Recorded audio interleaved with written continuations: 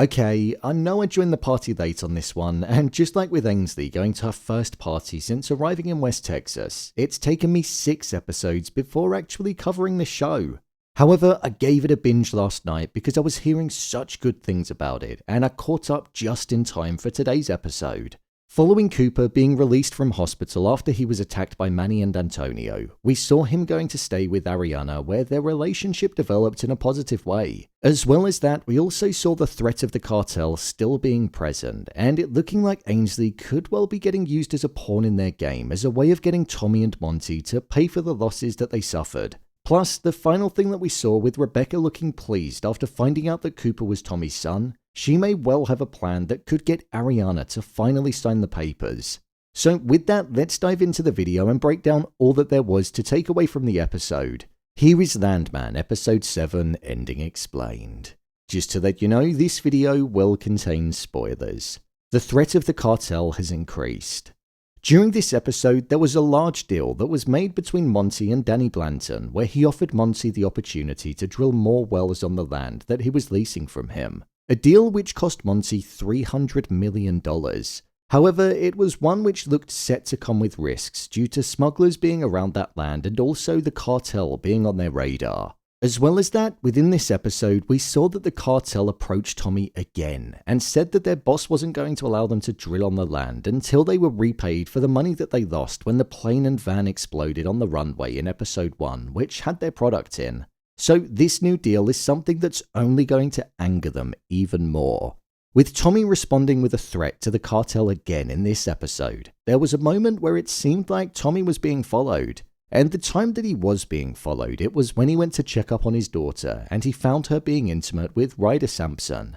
When Tommy got her away from him, it cut to a man that was watching the both of them. I think this insinuates that the cartel are going to go after Tommy in a way which will be personal. A way which they think will actually make him and Monty repay them for the money that they feel that they're owed.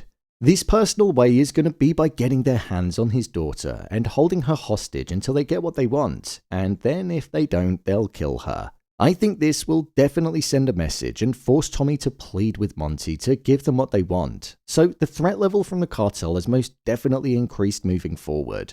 One thing that could go in Tommy's favor though is the GPS tracker that Ainsley has on her phone. The fact that it was made a part of the story in this episode is something that I think will be connected later on in the story when the cartel have her held hostage. I think they'll be able to find a way to get to her because of that very tracker. Its inclusion felt like it had a bigger role to play after featuring in this episode, so I think it'll come back.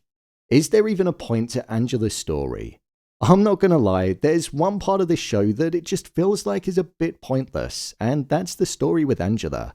With regards to Ainsley, it did feel like that for a little while, but with it now looking like she could be taken by the cartel as a hostage, there's purpose to her involvement because she's going to be tied into the wider story. But with Angela, she's just kind of pottering around and not really serving any purpose or even knowing what to do herself. Even her storylines are just a bit ridiculous. Take the one in this episode, for example. The fact that she went into an elderly people's home and got them all drunk and was playing Cards Against Humanity with them. It just doesn't feel real or logical. I get wanting to cheer them up and play games with them, but getting them drunk, I just don't know about that. It just felt a bit too much in the episode. It's been interesting seeing her relationship develop with Tommy though, and us seeing how close she is with her daughter. So maybe that closeness is something which will get more of a focus if the cartel does look to take Ainsley and use her life as leverage. And I suppose her relationship with Tommy will be tested even more when they're thrown into a panicking situation. She did get her calling in wanting to take care of people that need it and help keep them entertained in the facility, which they found boring. So I'll be intrigued to see if that's something that she sticks with doing. If anything, all she is right now is essentially just a respite to the main story that we see developing. Why was Rebecca smiling? During the ending of the episode, we saw that Rebecca and Nate arrived at Ariana's house again with the hopes of getting her to sign the settlement offer, which would give her $250,000 in return for accepting that it was nobody's fault for the death of the 3 Medinas. When Cooper walked into the room, Rebecca was confused as to who he was. But then, when she found out that it was Tommy's son, and he was the person that was alongside the Medinas when they died, she had a smile that appeared on her face. This was a smile because it showed that she had a plan that was being cooked up inside of her extremely smart mind.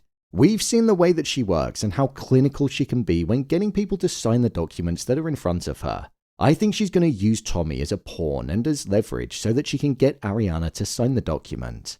We know that Ariana has suspicions around the circumstances of the deaths that occurred, and she feels it could be MTech's responsibility. And she also feels that this document could just be a way of getting the blame legally away from them. But with Cooper being intimate and starting to get into a relationship with Ariana, that means that Rebecca could potentially look to throw the blame onto Cooper, as he was there alongside them, which would land him in a whole load of trouble. This could be something that Ariana wouldn't want to happen. She may want to protect the person that she's got feelings for, which would mean that she'd then sign the document.